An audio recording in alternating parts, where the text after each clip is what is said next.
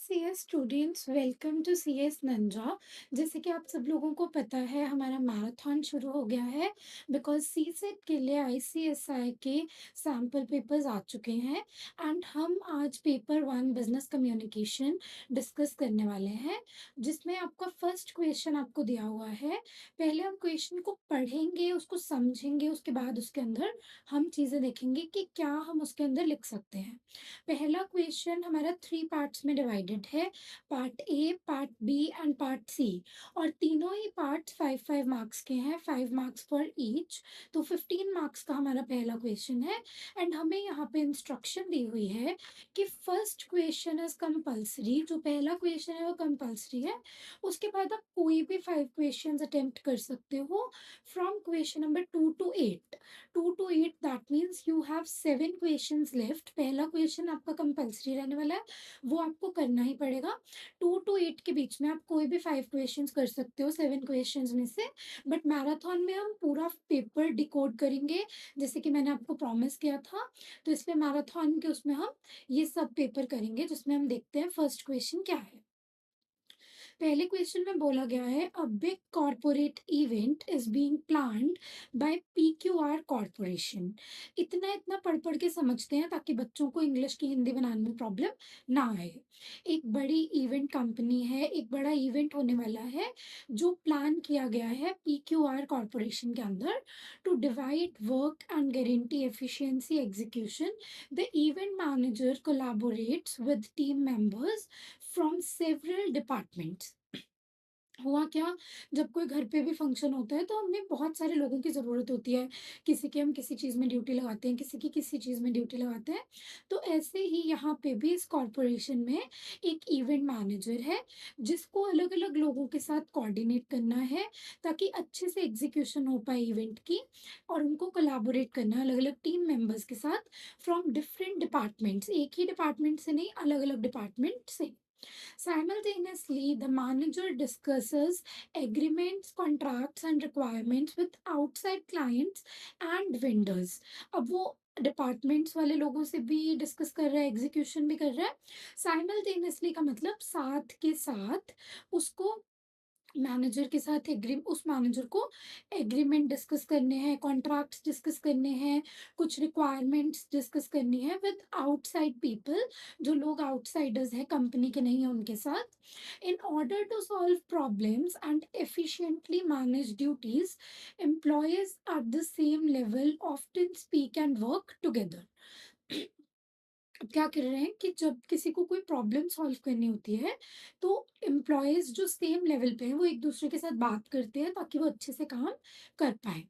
तो हमारे पास ये केस स्टडी हो गई, इसको हमने अच्छे से समझ लिया, इवेंट हो रहा है, मैनेजर को क्या-क्या काम करना है, एग्ज़ीक्यूशन करवाना है, बाहर के लोगों के साथ कोऑर्डिनेट करना है और नॉर्मल लोगों को अपने लेवल पे बात करके खुद काम करना है। तो अब हमें क्वेश्चन में बोला है, identify the type of business communication involved in this situation. ऐसी सिचुएशन में किस तरीके का बिजनेस कम्युनिकेशन का टाइप ज़रूरत पड़ेगी, कौन सा कम्युनिकेशन का टाइप इज़ नेसेसरी, ये हमें बताना है। इसके लिए I have a full guideline answer, जिसको मैं अभी आपको डिस्क्लोज नहीं करूँगी, आपको मैं दिखा दूँगी आपकी स्क्रीन्स पर, मेन पॉइंटर्स बता दूँगी आपको क्या-क्या लिखने हैं।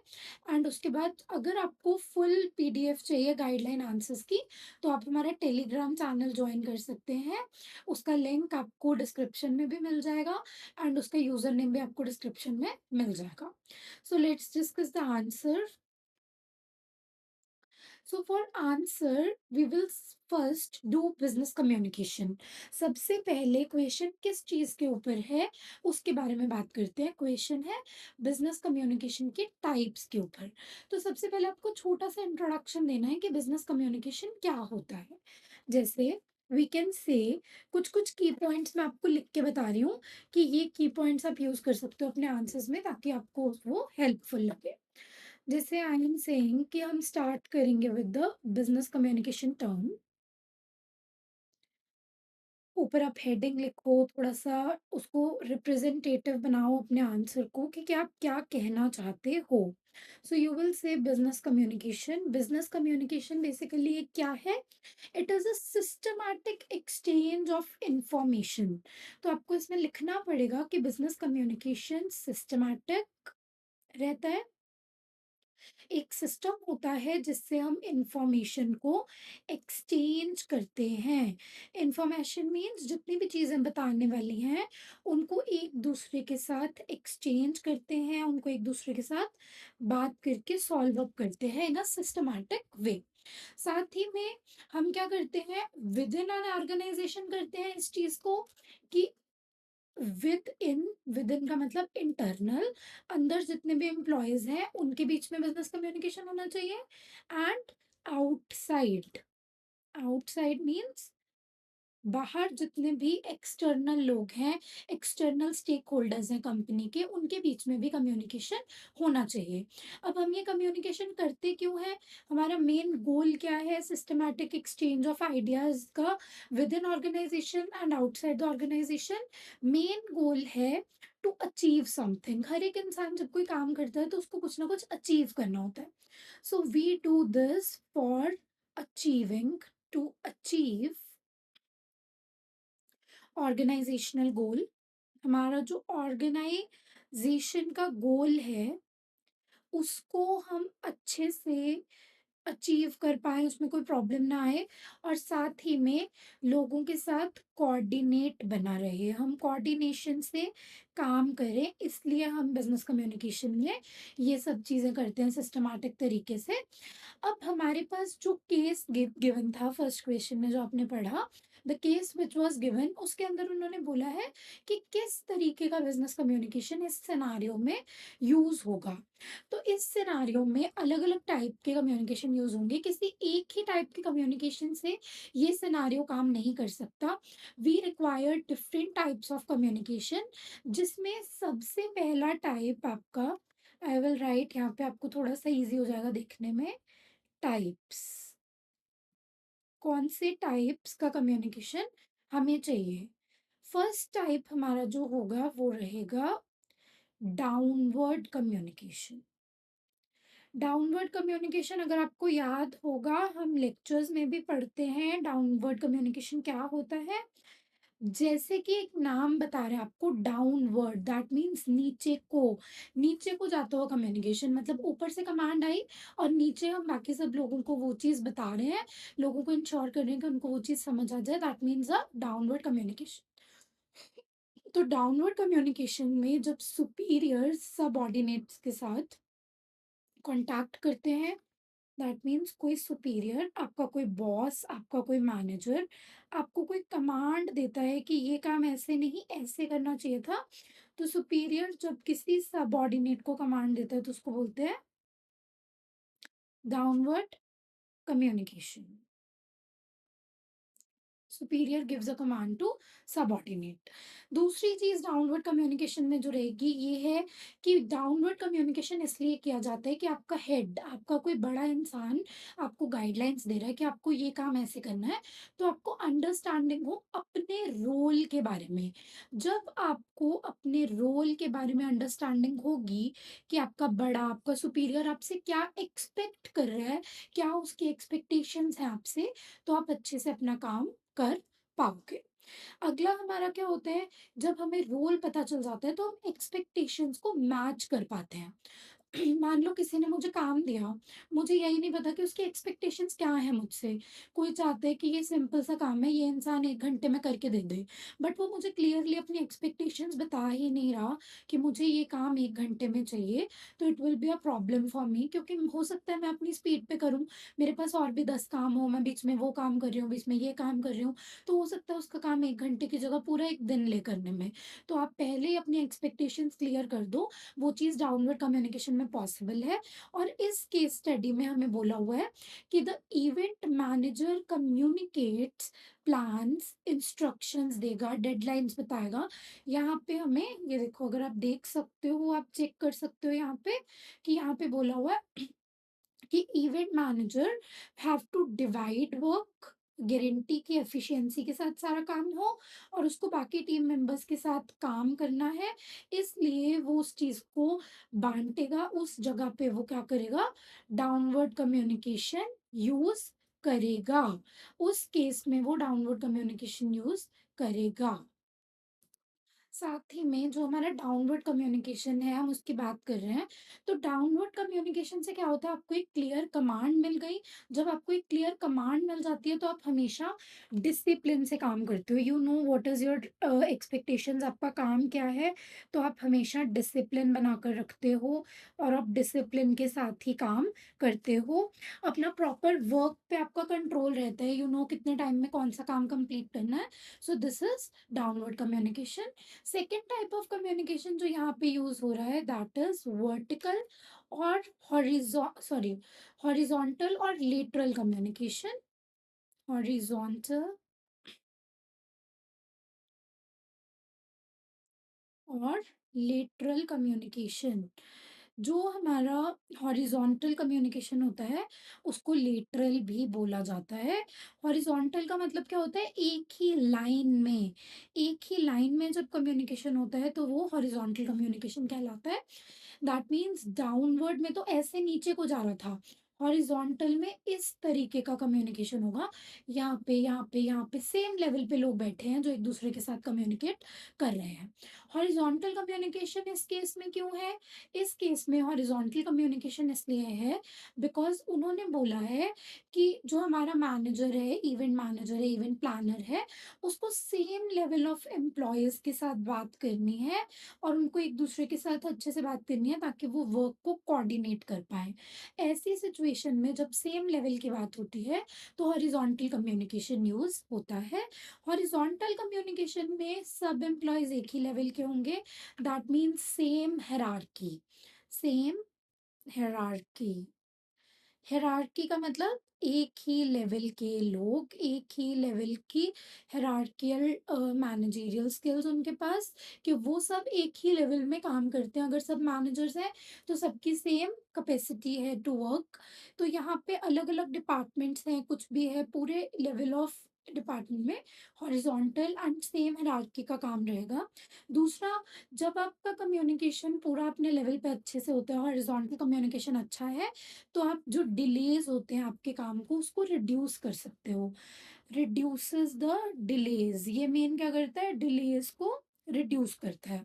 नेक्स्ट और क्या होता है, रिपिटिशन नहीं होती है, हमें पता होता है कौन-सा इंसान क्या काम कर रहा है, तो आप कोई भी रेपिटेटिव काम नहीं करते, या फिर डुप्लीकेशन, वी कैन से कि duplication of work is not there, क्योंकि आपका कोऑर्डिनेशन अच्छा है।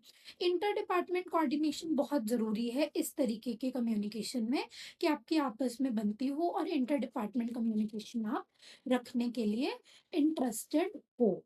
नेक्स्ट थर्ड एक और तरीके का कम्युनिकेशन है इसमें, आपको हर एक लाइन को अच्छे से पढ़ना पड़ेगा केस स्टडी में, व्हेन यू आर इवैल्यूएटिंग कि कौन सा कम्युनिकेशन कहाँ आना चाहिए। Third we have external communication. इसके लिए तो मुझे लगता है आपको क्वेश्चन दिखाने की बिल्कुल ज़रूरत नहीं है, क्योंकि लास्ट लाइन से पहले जो सेकंड लाइन थी उसी में लिखा हुआ था कि एक्सटर्नली मैनेजर को बात करनी है बाहर वाले लोगों से, आउटसाइड द कंपनी। तो जब कोई मैनेजर या कोई भी बाहर आउटसाइड द कंपनी बात करता है, तो वो एक्सटर्नल कम्युनिकेशन के अंडर आता है। जैसे कि we have a circle, this is the company, इसमें सारे कंपनी के एम्प्लॉयज हैं। जब यहाँ पे बात हो रही है तो उसको इंटरनल कम्युनिकेशन कहते हैं। जब बाहर ये सारे, मान लो ये सारे बहुत सारे लोग हैं, जब इनसे बात होगी तो ये एक्सटर्नल कम्युनिकेशन कहलाएगा। ये सिर्फ और सिर्फ आउटसाइड पार्टीज के साथ हो सकता है, आउटसाइडर्स के साथ कम्युनिकेशन होता है, जो एक्सटर्नल कम्युनिकेशन होता है। इससे क्या होता है, आपके प्रोफेशनल रिलेशनशिप्स बनते हैं। जब आप लोगों से बाहर अच्छे से बात करोगे तो आपका रिलेशनशिप एनहांस होगा, आपके प्रोफेशनल रिलेशनशिप्स बनेंगे। जो प्रोफ़ेशनल रिलेशनशिप्स आपके होंगे वो आपका बिज़नेस बढ़ाने में हेल्प करेंगे। साथ ही में आप अपने प्लान्स की, अपने इवेंट्स की, अपनी चीज़ों की एग्ज़ीक्यूशन अच्छे से कर पाओगे और प्रोफ़ेशनल वे में आप उनको बिल्ट अप भी कर पाओगे। इफ़ेक्टिव कम्युनिकेशन के लिए ये अच्छा है, ये ज़रूरी है कि आपकी ब्रांड इमेज बन जाती है, लोगों को पता है कि हाँ, ये इंसान तो इस ब्रांड के साथ लिंक्ड अप है और ये इस ब्रांड के लिए काम करता है, तो लोग आपको ट्रस्ट करना शुरू कर देते हैं। There is a trust factor, there is a requirement कि बाहर वाले क्लाइंट्स, बाहर वाले वेंडर्स जो हैं, वो आपके ऊपर ऑर्गेनाइज़ेशन की इमेज आपके साथ जोड़ देते हैं क्योंकि आप ऑर्गेनाइज़ेशन के लिए उनसे मिलते हो, ऑर्गेनाइज़ेशन की अच्छी इमेज बन जाती है थ्रू यू। जैसे आप बात करोगे अपनी ऑर्गेनाइज़ेशन के बारे में, उसी तरीके से आपको चीज़ें पता लग जाएँगी। तो आपको जब भी ये क्वेश्चंस अटेम्प्ट करने हैं, तो पहले आपको एक पार्ट रखना है, फर्स्ट पार्ट इंट्रोडक्शन। इंट्रोडक्शन में आपको देखना है कि मेन क्वेश्चन किस चीज़ के बारे में पूछा गया है। मुझे यहाँ पे टाइप्स ऑफ बिज़नेस कम्युनिकेशन के बारे में क्वेश्चन पूछा गया था, तो उसके लिए सबसे पहले बिज़नेस कम्युनिकेशन क्या होता है उसकी इंट्रोडक्शन देंगे। सेकंड में हम मेन क्वेश्चन आंसर करते हैं, दैट इज़ टाइप्स, कि किस तरीके की टाइप्स हैं जो इस पूरे क्वेश्चन में यूज़ हुई हैं। थर्ड में we will do the last thing and the most necessary thing, that is conclusion. Question का हम एक कंक्लूजन देंगे कि क्यों हमने ये क्वेश्चन लिखा, क्या मतलब था, एक छोटा जिस्ट दे देंगे eight the end of the question, जिसमें हम लिख सकते हैं कि communication helps in all types of communication. Communication के अंदर बहुत तरीके हैं, तीनों अलग तरीके के कम्युनिकेशन बता दिए। फिर बता सकते हैं कि उससे हुआ क्या, कोऑर्डिनेशन हो गई, कोऑर्डिनेशन अच्छी रही, हमारा जो इवेंट प्लानिंग था, जो इवेंट चल रहा है या जिस इवेंट के लिए हम कर रहे हैं वो सक्सेसफुल रहा, वो अच्छे से कंप्लीट हुआ, आउटसाइड वेंडर्स को अच्छे से हमारी कंपनी के बारे में पता लग गया। तो it is all because of internal communication. External communication, internal communication में हमने हॉरिजॉन्टल और डाउनवर्ड कम्युनिकेशन इसमें पढ़ा।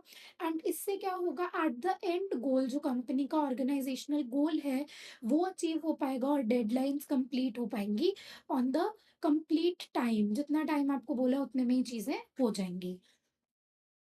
अब बहुत सारे बच्चों के लिए मैंने यहाँ पे पॉइंटर्स तो लिख दिए कि ये pointers you have to include in your answer. But बहुत सारे बच्चे अभी भी कंफ्यूज होंगे आंसर को फ्रेम कैसे करना है, कैसे बनाना है। तो उनके लिए यहाँ पे मैंने आपको एक गाइडलाइन आंसर बताया है। This is our guideline answer. ये जो हमारा गाइडलाइन आंसर है ये स्पेशली आपके लिए बनाया गया है, जिन बच्चों को लिखना नहीं आता या उनको लगता है कुछ प्रॉब्लम आ रही है फ्रेम करने में आंसर, तो आप यहाँ से पढ़ सकते हो, थॉरली उसको प्रिपेयर कर सकते हो। आपको ये हैंड रिटन नोट्स मिल जाएंगे हमारे टेलीग्राम चैनल पे, जैसे मैंने आपको बताया। So here are the notes. ये देखो, इसमें मैंने सबसे पहले बिजनेस कम्युनिकेशन का पार्ट दिया है कि बिजनेस कम्युनिकेशन है उसकी introduction. Then types of communication में downward communication, horizontal communication and external communication. इनके आगे आपको पॉइंटर्स दे दिए कि ये पॉइंटर्स क्यों ज़रूरी हैं, एंड एट द एंड ये केस स्टडी के बारे में हाईलाइट कर दिया कि ये चीज़ें इस केस स्टडी में थी, इससे क्या क्या चीज़ें हुई और हमें एट द एंड क्या मिला। तो ये नोट्स आप चेक कर सकते हो। नेक्स्ट क्वेश्चन में, नेक्स्ट पार्ट में वी हैव अगेन एक केस स्टडी। जो बिजनेस कम्युनिकेशन का पेपर है वो ज़्यादातर केस स्टडी बेस्ड रहेगा। अलग अलग कंपनीज के बारे में अलग अलग चीज़ें पूछी होंगी, मिनट्स कैसे बनाते हैं, नोटिस कैसे बनाते हैं, कुछ ड्राफ्ट करना है वो कैसे करते हैं, बिजनेस कम्युनिकेशन कैसे यूजफुल है। Directly they will not ask you कि टाइप्स ऑफ बिजनेस कम्युनिकेशन लिख के दिखा दो। वो आपको एक केस स्टडी देंगे, उसमें आपको देखना है, जाँचना है, परखना है। तो उसके लिए इट इज़ नेसेसरी कि आप अच्छे से चीज़ों को इवैल्यूएट कर पाओ। नेक्स्ट में फिर से केस स्टडी है, सेम मेथड अप्लाई करेंगे, अच्छे से पहले उसको पढ़ेंगे। So we have in a team meeting, कोई टीम मीटिंग हो रही है जिसमें manager shares a new project plan. कोई नया प्रोजेक्ट आया है मैनेजर के पास, उसको वो शेयर कर रहा है। अपने लोगों के साथ टीम मीटिंग में। तो उसमें उन्होंने बोला है सम एम्प्लॉयज गेट डिस्ट्रैक्टेड, कुछ एम्प्लॉयज डिस्ट्रैक्ट हो गए and do not listen carefully closely, वो अच्छे से बात को नहीं समझ पा रहे। तो उन्होंने मिसअंडरस्टैंड कर लिया इन टास्क को और उन्होंने कुछ मिस्टेक्स कर दी। उसके बाद मैनेजर को पता लगा, उसको एक एडवाइस हुआ कि मैं लोगों को बताऊं कि कैसे वो फोकस रह सकते हैं, क्या होना चाहिए, उनको क्वेश्चंस पूछने चाहिए थे, की पॉइंट्स को रिपीट करना चाहिए था ताकि सब कुछ वो अच्छे से अंडरस्टैंड कर पाते। अब यहाँ पे मेन प्रॉब्लम क्या आई? मेन प्रॉब्लम आई लिसनिंग स्किल्स की। हो सकता है जिन लोगों ने गलतियां की उनकी लिसनिंग स्किल्स इतनी अच्छी नहीं थी, वो डिस्ट्रैक्ट हो गए, उनके लिए उस प्रोजेक्ट से इम्पॉर्टेंट और कुछ था at that time, but that is very pathetic because जब आप किसी कॉर्पोरेट में काम कर रहे हो तो यू शुड इंश्योर कि आप सारा ध्यान अपना वहीं रखो, क्योंकि अगर आपको केस ही नहीं समझ आएगा तो आप उसको सॉल्व नहीं कर पाओगे। तो अब यहाँ पे उसी के बेसिस पे इन्होंने हमें 2 क्वेश्चंस दिए हैं, 2.5 marks for each question. First question में इन्होंने पूछा है, why are listening skills important in this situation? ऐसी सिचुएशन में लिसनिंग स्किल्स क्यों इम्पोर्टेंट थी, why they are necessary? Next उन्होंने पूछा है, what are some employees can practice listening more effectively? क्या चीज़ें हैं, कौन सी वेज हैं, कौन से वेज में एम्प्लॉयज़ ईज़िली अच्छी अपनी लिसनिंग बना सकते हैं? तो वन बाय वन हम इसको आंसर करते हैं। अगेन फॉर दिस हम वैसा ही स्ट्रक्चर रखेंगे कि पहले क्या होता है, कैसी चीज़ें होती हैं, वो लिख सकते हैं। For answer guideline I will say कि सेकंड आंसर के लिए फर्स्ट पार्ट में आई विल रिकमेंड यू, पहले आप बताओ लिसनिंग स्किल्स क्या होती हैं? लिसनिंग स्किल्स में you can add all the points जितने भी आपको पता है कि लिसनिंग स्किल क्या होती है। फोकस से सुनना, इंटरेस्ट दिखाना, ठीक है, अपनी चीज को पॉइंट ऑफ व्यू को रखना, अपना थोड़ा सा एंगेजमेंट दिखाना उन सब चीजों में, इसको बोलते हैं लिसनिंग स्किल्स। उसकी पूरी अच्छे से आप डेफिनेशन दो प्रॉपरली कि लिसनिंग स्किल्स होती क्या है। देन उसके बाद आप आंसर करो, लिखो वेज, कुछ ways which are important to, मतलब like which are important for listening skills को improve करने के लिए, ways to practice, ways to practice listening skills। Listening skills को कैसे आप प्रैक्टिस कर सकते हो, इसके लिए मैं आपको मोटे मोटे पॉइंटर्स, जैसे मैंने उस वाले क्वेश्चन के लिए अभी ऊपर दिए थे वो दे रही हूँ। Then you can refer to the guideline answer by CS नंजा। तो हमारा पहला पॉइंट रहेगा स्टे फोकस्ड। पहला रहेगा stay focused and avoid distractions. हमारा पहला गोल होना चाहिए जब भी हमें अच्छे से लिसन करना है, लिसनिंग स्किल्स पे काम करना है, तो पहला पॉइंट होना चाहिए कि हम अपना फोकस बनाएं, फोकस से सुने हर एक प्रॉब्लम को और डिस्ट्रैक्शंस को अवॉइड करें। कोई भी डिस्ट्रैक्शन ना आने दें, आउटसाइड नॉइज कुछ भी, आपके फोन्स कुछ भी आपका बज रहा है तो आपको उन पे ध्यान नहीं देना। You always have to be focused on the point of the agenda, कि मीटिंग का या किसी बात का, किसी प्रोजेक्ट का क्या मेन एजेंडा है। Next, active listening. हमेशा ट्राई करना है कि आप एक एक्टिव लिसनिंग का पार्ट बनो। आप शो करो कि you are listening actively, but यहाँ शो करने का मतलब नहीं, ये नहीं है कि आप सिर्फ शो ही करते रहो, आपको खुद एक्टिवली सुनना भी पड़ेगा। Next, you can also improve something, जैसे आप क्वेश्चंस पूछो, आस्क क्वेश्चंस। जब आप क्वेश्चंस पूछते हो तो जो स्पीकर है, जो भी आपका मैनेजर है, कोई भी आपका प्रोजेक्ट हैंडलर है, उसको ये पता लग जाता है कि ये इंसान अच्छे से सुन रहा है, ही और she is very engaged in the topic, इसीलिए आप क्वेश्चंस पूछ रहे हो, आपके माइंड में इसीलिए क्वेश्चंस आ रहे हैं because you are engaged. Fourth point जिसका आप ध्यान रख सकते हो, that is to take notes. Notes लो, अपना नोट पैड लो, अपनी डायरी लो, उसके ऊपर नोट्स बनाओ कि क्या मीटिंग में डिस्कस किया जा रहा है, क्या एजेंडा है, उसके क्या पॉसिबल सॉल्यूशंस हो सकते हैं, उन चीज़ों को आप थोड़ा सा ब्रेन स्ट्रॉमिंग करो और नोट्स बनाओ। Next, repeat. कुछ चीज़ें जो आपको लगती है इम्पोर्टेंट है, उन चीज़ों को रिपीट करो अपने मन में आफ्टर द मीटिंग, उनको रिपीट करो और उनको पैराफ्रेज़ करो। Now, most of the students don't know the meaning of paraphrase, right?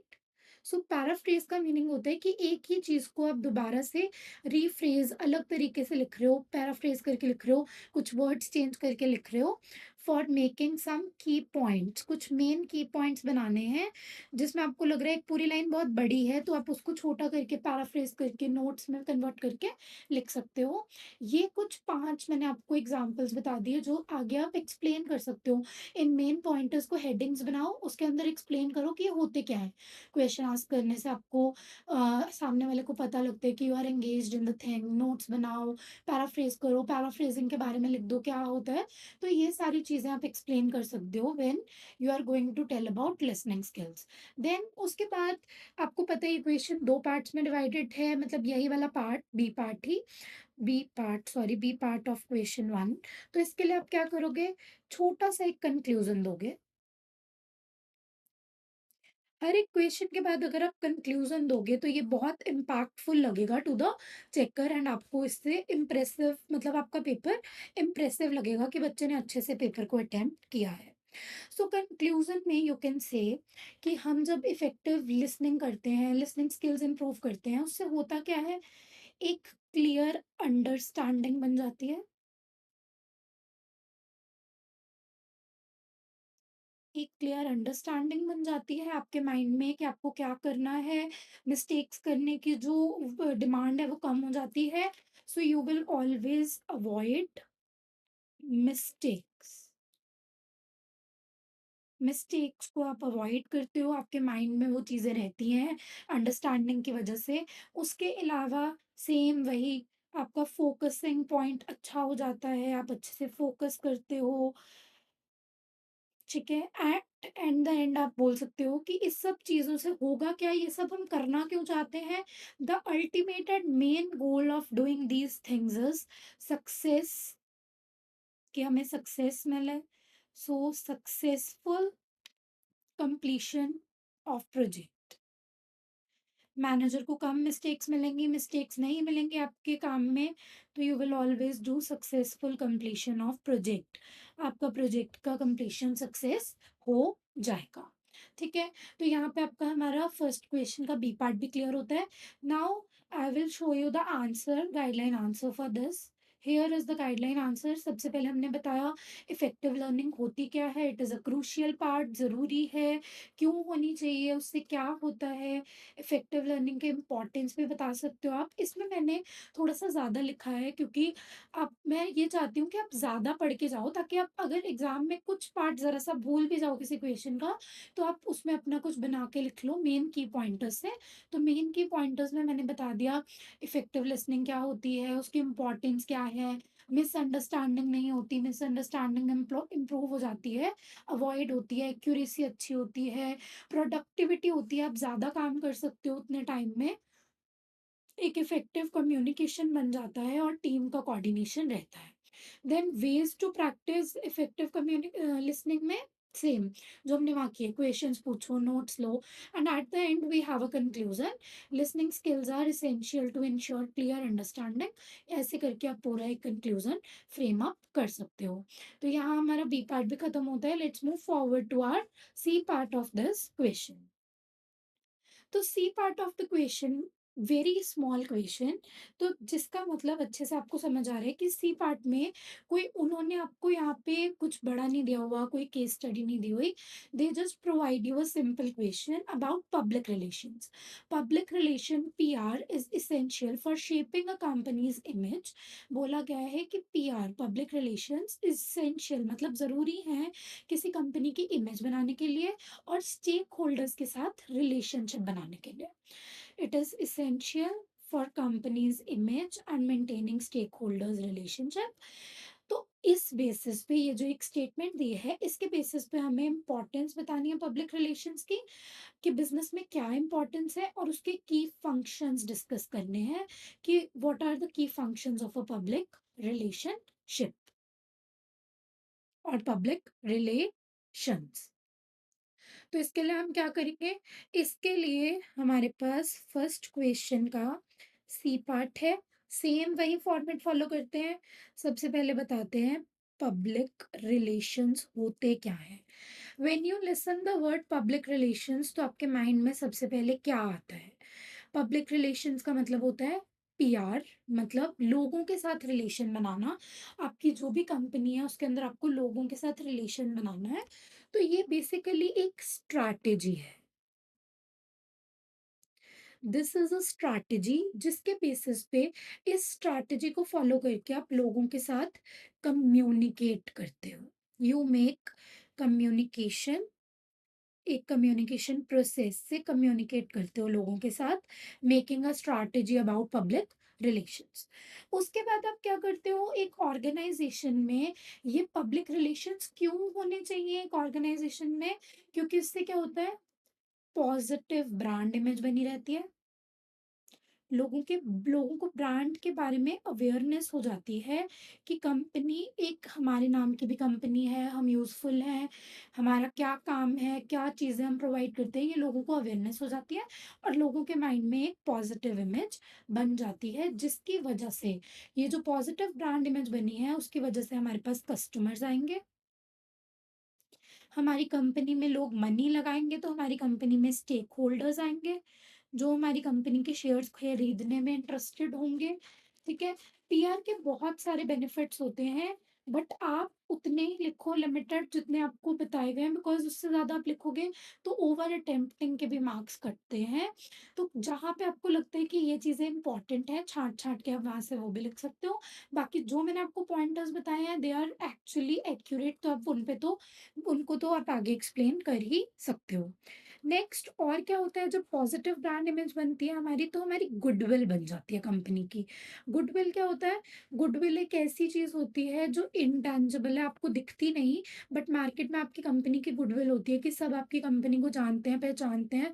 आपने एक ब्रांड इमेज बनाई है, ब्रांड नेम बनाया है, जिसकी वजह से लोग आपकी आगे अगर कोई आपको ऐसी सिचुएशन आ जाए कि आपको बिज़नेस सेल करना पड़े, तो एक हिडन प्राइज़ मनी उसके साथ जुड़ जाएगी, दैट इज़ गुडविल, जो आपको हेल्प करेगी इन योर कॉर्पोरेट इमेज और कॉर्पोरेट रेप्यूटेशन, आपकी रेप्यूटेशन बनी रहेगी इन द मार्केट।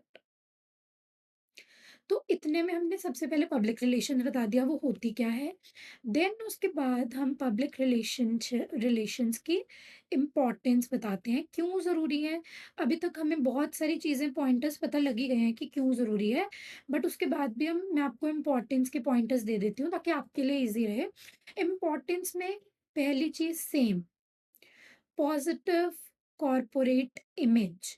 आपकी कंपनी जिस भी चीज़ की है, मान लो आपकी कंपनी कार मैन्युफैक्चरिंग की है, फ़ोन मैन्युफैक्चरिंग की है, तो ऑलरेडी मार्केट में बहुत सारी कंपनीज़ हैं उन चीज़ों के लिए, बट उसके बाद भी आपकी कंपनी की पॉजिटिव कॉर्पोरेट इमेज बनी रहे, उस मार्केट में, उस कॉर्पोरेट सेक्टर में आपकी कंपनी का यूज़ होता रहे, नेम बना रहे, इसलिए PR public relations are important. Next point में टू मेक ट्रस्ट, जब लोगों को पता चलता है कि आप कौन-सी चीज़ें प्रोवाइड कर रहे हो, तो लोग ट्रस्ट बना पाते हैं आपकी कंपनी के ऊपर कि क्या ट्रस्टवर्दी हो आप या नहीं हो। Next we have attraction attracts customers. जो आपका कस्टमर बेस है वो अट्रैक्ट होता है जब उनको पता चलता है कि आपकी कंपनी क्यों अलग है। आप पीआर में अपनी एडवर्टाइजमेंट करवाते हो, पब्लिक रिलेशन बनाते हो, लोगों के साथ एक बॉन्ड बनाते हो, उससे कस्टमर्स आपकी कंपनी के साथ रिलेट कर पाते हैं एंड एट द एंड वो कस्टमर्स में कन्वर्ट हो जाते हैं। उसके अलावा आपकी कंपनी की रेप्यूटेशन को प्रोटेक्ट करने में भी पीआर हेल्प करता है। नेक्स्ट, पीआर एक क्लियर एंड इफेक्टिव कम्युनिकेशन बनाता है with your company.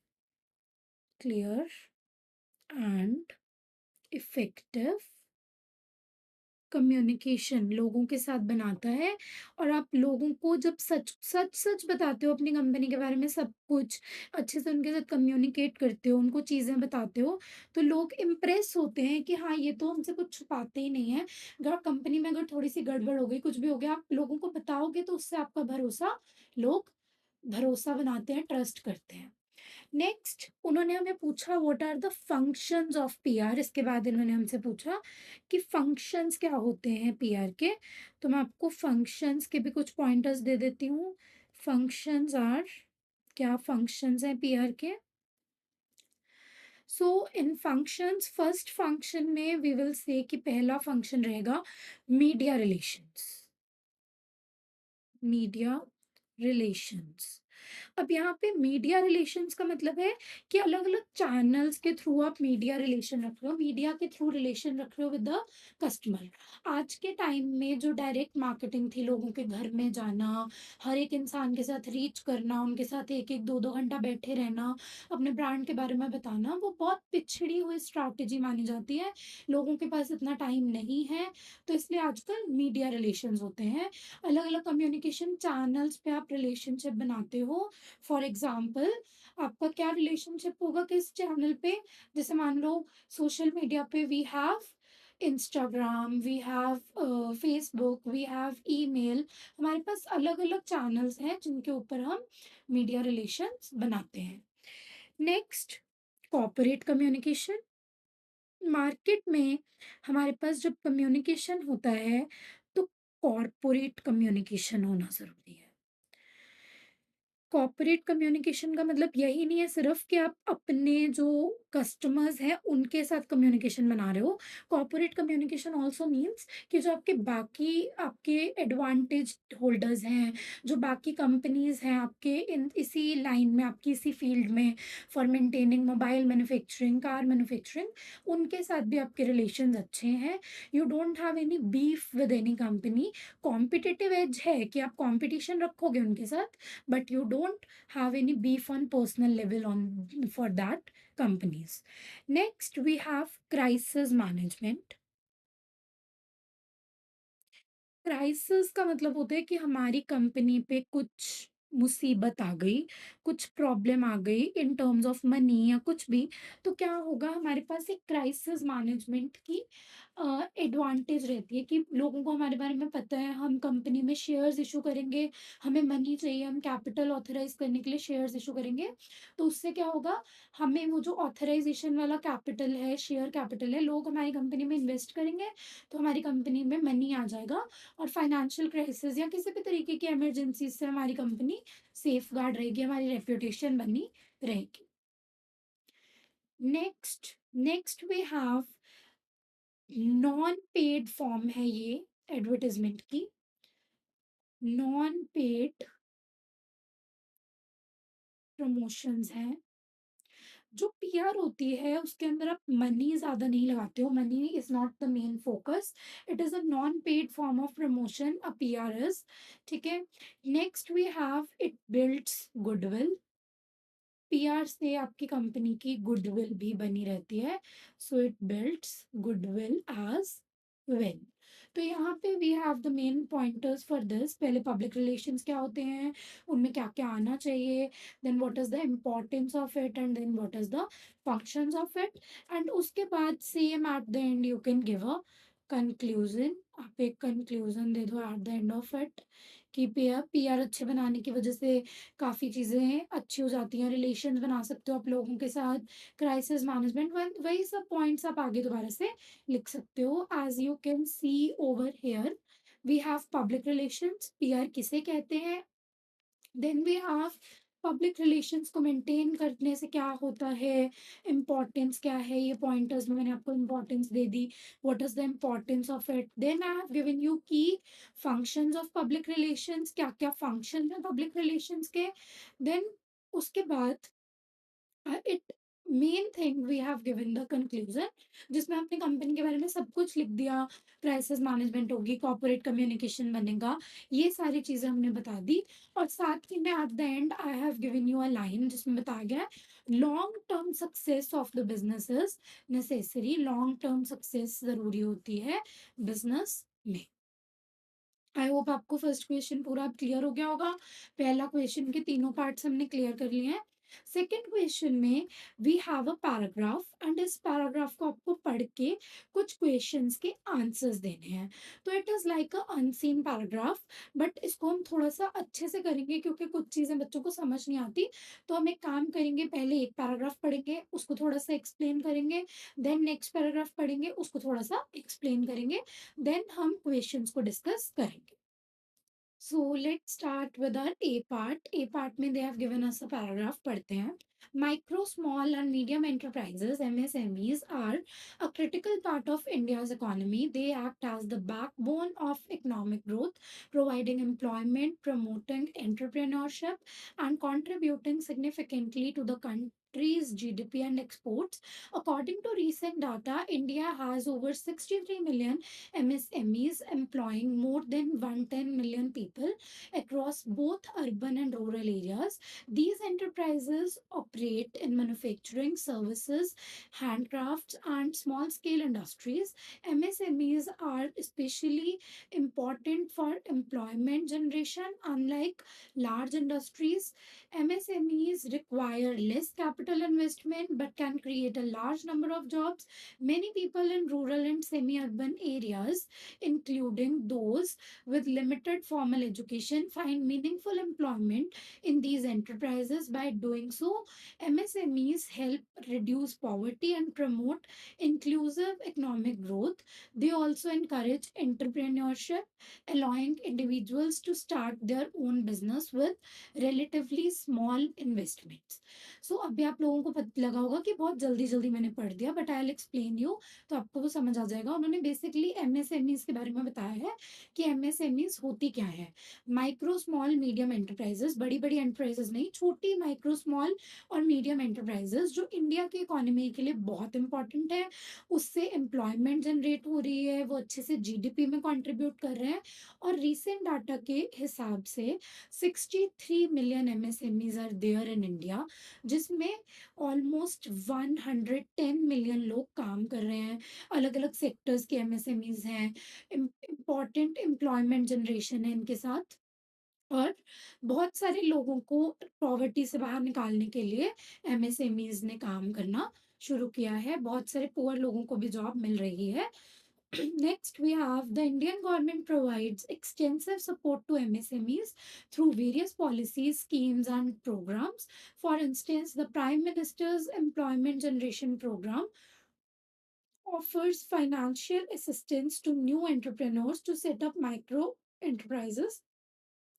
The Credit Guarantee Fund Trust for Micro and Small Enterprises provides collateral free loans to help small business across capital. Additionally, initiatives like Stand Up India promotes entrepreneurship among women and marginalized communities, while the Udyam Register portal specifies the process of registering MSMEs.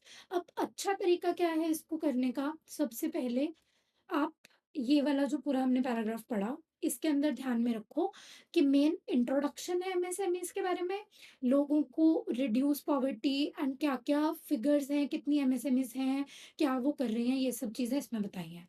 Next next वाले paragraph में we have 3 different programmes और 3 different identities जिनके बारे में बात कर रहे हैं। First, prime minister employment generation program. Second, the Credit Generation Fund Trust and Micro and Small Enterprises. Third, we have उद्यम रजिस्ट्रेशन पोर्टल, इनके बारे में बात कर रहे हैं। तो ऐसे आप अगर मार्क कर लोगे फर्स्ट पैराग्राफ में क्या है, सेकंड पैराग्राफ में क्या है, तो उससे आपको जब आंसर करोगे चीज़ों को तो आपको उससे हेल्पफुल लगेगा। नेक्स्ट पैराग्राफ में they have given you MSMEs also play a vital role in India's export sector. They produce goods such as textile, leathers, products, handicrafts, a lot more. In fact, MSMEs account for around 48% of India's total exports.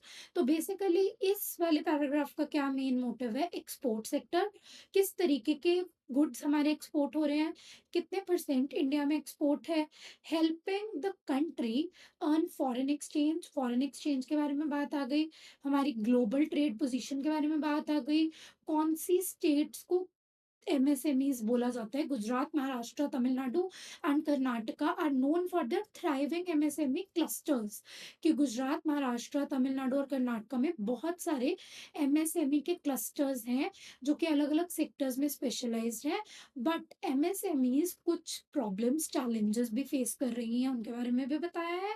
Struggle कर रही है, उनके पास capital नहीं है, money नहीं है, ज़्यादा technology नहीं है, इन सब चीज़ों के साथ वो स्ट्रगल भी कर रही हैं। इन प्रॉब्लम्स को कैसे सॉल्व कर सकते हैं, उसके लिए प्रोग्राम्स भी बने हुए हैं, जैसे एमएसएमई चैंपियन स्कीम, इम्प्रूवमेंट, ये क्या इम्प्रूव करता है क्वालिटी को, ये सब चीज़ें बनी हुई हैं।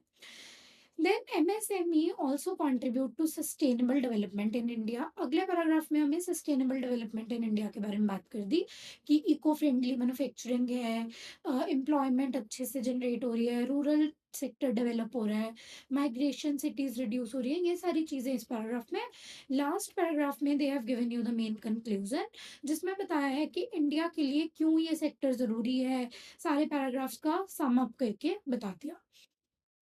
तो ये जो पैराग्राफ वाली थिंग है, ये लंबा है काफ़ी पैराग्राफ, इसलिए मैंने आपको फटाफट से पढ़ा दिया, मेन पॉइंटर्स बता दिए और मेन चीज़ें बता दी कि कौन सी इंक्लूड हो रही हैं इस पूरे हमारे पैराग्राफ में। Now we'll discuss the MCQs. कह रहे हैं which of the following best explains why MSMEs are considered the backbone of India's economy? क्यों ऐसा कहा जाता है कि MSMEs बैकबोन है इंडिया की इकोनॉमी के लिए? कौन सा रीजन सबसे ज्यादा बेस्ट है? Options we have, they export more than large industries, they generate employment, promote entrepreneurship and contribute significantly to GDP, they require no government support, they operate only in rural sectors. तो MSME rural और urban, semi urban तीनों में है, तो इसलिए rural वाला point तो गलत हो गया। Export more than large industries, ये पूरे पैराग्राफ में कहीं नहीं लिखा था कि ये लार्ज इंडस्ट्रीज से ज्यादा एक्सपोर्ट करते हैं, तो ये भी गलत हो गया। Then they require no government support, it is also wrong, उनको गवर्नमेंट सपोर्ट चाहिए। तो for answer for this one is B, they generate employment, promote entrepreneurship और जीडीपी में भी हेल्प करते हैं। वैसे तो ये बहुत इजी पैराग्राफ है, आप खुद भी इसको समझ सकते हो, but even then I will guide you and मैं आपको बता दूंगी कौन से पॉइंटर्स क्यों नहीं है। जैसे बाकी तीन हमने एमसीक्यूज डिस्कस किए ऑप्शंस, कि वो क्यों नहीं है, ये क्यों है। Next, if an MSME fails to assess international markets, which of the following could be consequences? अगर कोई MSME फेल हो जाता है इंटरनेशनल मार्केट में जाने के लिए, तो क्या कॉन्सिक्वेंसेस हो सकते हैं? First, it stops contributing to employment, it can not contribute to export significantly, it loses government recognization, it can not exist domestically. तो अगर कोई एक्सपोर्ट में हो जाता है तो एक्सपोर्ट ही इफेक्ट करेगा, वो एक्सपोर्ट में सिग्निफिकेंटली काम नहीं कर पाएगा क्योंकि वो फेल हो गया एक्सपोर्ट में। बाकी सारी चीज़ें एज इट इज़ चलेंगी, एम्प्लॉयमेंट भी ऐसी ही रहेगी, गवर्नमेंट भी उसको रिकॉग्नाइज करेगी और वो डोमेस्टिकली रहेगा बट एक्सपोर्ट्स में नहीं रहेगा। Next, which of the following pair is correctly match? इसके लिए you have to refer this paragraph, जिसमें उन्होंने आपको, ये वाले पैराग्राफ में उन्होंने आपको बताया था कौन सी स्कीम्स क्या करती हैं। तो PMEGP collateral free loans, CGTMSC skill development, stand up India entrepreneurship among women and marginal communities, उद्यम रजिस्ट्रेशन, मास ट्री प्लांटेशन। तो ये दोनों तो आपको क्लियरली ही गलत दिख रहे हैं क्योंकि ये वुमेन्स के बारे में है, but stand up India is not about women. वहीं पे आपका ये जो उद्यम रजिस्ट्रेशन है, ये ट्री प्लांटेशन से दूर दूर तक कहीं कुछ ऐसा नहीं वो करता, ये आपको ऐसा लग सकता है। बट नाउ आप क्या देख रहे हो, हमने क्या किया, ऊपर हम चेक कर सकते हैं, ये दोनों भी गलत हैं। तो which is the most accurate कि कौन-सा सही हो सकता है, जो ज़्यादा सेंस बना रहा है। तो इसमें सिर्फ वुमेन्स की बात नहीं की, अगर वुमेन्स की बात करते तो ये स्टैंड अप इंडिया नहीं हो सकता, बट जैसे ही उन्होंने मार्जिनलाइज्ड कम्युनिटीज़ को ऐड कर दिया, तो stand up India is the correct answer. वो मार्जिनलाइज्ड कम्युनिटीज़ की वजह से, विद वुमेन्स की वजह से हमारा ये आंसर करेक्ट हो गया। Next, we have which statement is correct regarding MSME's contribution to it? Balanced regional growth, कौन सी ऐसी स्टेटमेंट है जो एमएसएमई कंट्रीब्यूशन के बारे में सही है? MSME employ only educated youth in cities, that is wrong, क्योंकि हमने ऊपर पढ़ा था कि रूरल में भी ये काम करते हैं, रूरल में भी लोगों को एम्प्लॉयमेंट देते हैं। MSME reduce rural to urban migration and provide income locally. MSME have no rural development, ऐसा नहीं है, रूरल डेवलपमेंट ये करता है, तो ये तो सही नहीं हो सकता, ये गलत है। MSME depends entirely on government jobs, ऐसा नहीं है। एमएसएमई एक प्राइवेट चीज है, गवर्नमेंट जॉब्स पे ये एंटायरली नहीं रिलाई करता। So the correct answer will be it reduces urban to rural thing, कि लोगों को रूरल से अर्बन में माइग्रेट ना करना पड़े, अपने घर ना छोड़ने पड़े, लोकली उनके पास इनकम का कोई साधन हो, वो is the correct answer. Next, select the state sentence with correct grammar and meaning. ये थोड़ा सा ध्यान से पढ़ना है, कौन से सेंटेंस में करेक्ट ग्रामर यूज हो रही है। तो इसमें भी दो वी हैव आंसर बी, उसके बाद हम देख लेते हैं कि दूसरों में क्यों नहीं हो रही। तो first we have MSME contribute significantly to India's exports and employment. तो यहाँ पे कॉन्ट्रीब्यूट्स आ गया, सिर्फ एक एस की वजह से ये ऑप्शन गलत है, अदरवाइज सेकंड में क्या हुआ है, एस नहीं लगा हुआ एंड वो आंसर आंसर सही है। नेक्स्ट वी हैव कॉन्ट्रीब्यूटिंग कर दिया और कॉन्ट्रीब्यूटेड कर दिया, तो एस लगने से भी गलत हो गया, आईएनजी लगने से भी गलत हो गया, ईडी लगने से भी गलत हो गया, डी लगने से भी गलत हो गया। So it is a normal statement, MSME contribute significantly to India's export and employment, इसलिए B part is the correct option. Next, choose the sentence with the correct article usage. Articles क्या होते हैं?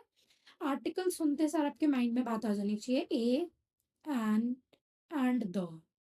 तो ये जो ए, एन और the हैं वो कहाँ करेक्ट लगे हैं, उनके हिसाब से आपको चूज करना है। MSMEs are backbone of India's economy, are the backbone of India's economy, are और are backbone of India's economy. तो all the options are wrong expect B one, क्योंकि यहाँ पे द बैकबोन लगा है, तो it is the right answer for that. Next we have fill in the blank with correct preposition. Prepositions भी आपको remind back हो जाना चाहिए क्या होती हैं। So we have the Indian government provides extensive support dash MSMEs through various policies, schemes and programs. तो जो इंडियन गवर्नमेंट है वो कर रही है, दे रही है, टू उनको देती है, so we have the option to support MSMEs, MSMEs को सपोर्ट करने के लिए। एट उनके ऊपर नहीं, फॉर नहीं, ऑन नहीं, तो two is the correct answer for that. Next, which of the following challenges is faced by MSMEs. MSMEs कौन से चैलेंजेस फेस करते हैं? लैक ऑफ कैपिटल, उनके पास मनी कम ही रहता है। Difficulty in assessing digital tools, उनके पास डिफिकल्टी भी रहती है, डिजिटल उनके पास इतने प्लेटफॉर्म्स नहीं होते। इंटरनेशनल ट्रेड रिस्ट्रिक्शंस, कुछ कुछ रिस्ट्रिक्शंस हैं एमएसएमई पे, तो all of the above will be the correct answer, क्योंकि तीनों रिस्ट्रिक्शंस ही थोड़ी सी चैलेंजिंग उनके लिए रहती है। Next, we have if a small enterprise receives a loan under CGT MSC, what is unique about this loan? अगर उनको लोन मिल रहा है उनके अंडर, तो क्या यूनिक होगा, क्या चीजें यूनिक उनके लिए होंगी?